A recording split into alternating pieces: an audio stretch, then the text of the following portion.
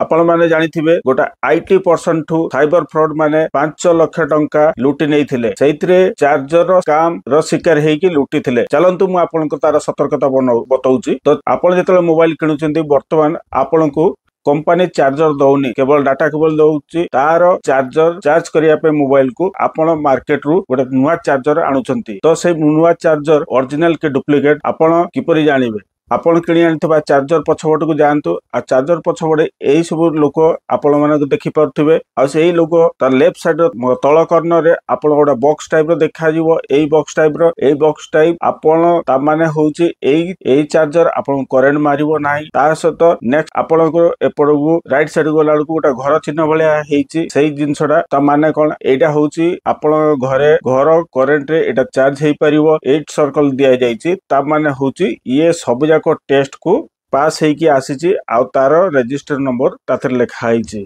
तापर भी जदि आपणकर आउरी संदेह पड़ुची ताहले आपण एथरे जदि आपणकर संतुष्ट नहंते ताहले आपणक मोबाइल स्क्रीन रे आप रे BIS आप रे आपण जाईकी चेक कर परिबे। तो सर्वप्रथम आपण BIS को खोलंतु। तो वेरीफाई आर नंबर आपणक सेही नंबर को दियंतु जो अडॉप्टर रे आपणकर नंबर अछि। तो सेटा आपणकर मारि छला परे सेटा आपणकर टोटल हिस्ट्री देखाइ देबो को ब्रांड रो को ये रो सब आपण देखाइ देबो। आपण एई भले आपण सतर्क रहंतु सुरक्षित रहंतु सावधान रहंतु आ समस्त को साइबर ठगंठु दूर रखंतु। मो चैनल रे नुआ अछंती ताले सब्सक्राइब कर दियंतु आउ वीडियो भल लागितले लाइक कर दियंतु शेयर कर दियंतु आउ आपनक मतामत जणाइ दियंतु कमेंट में। जय हिंद।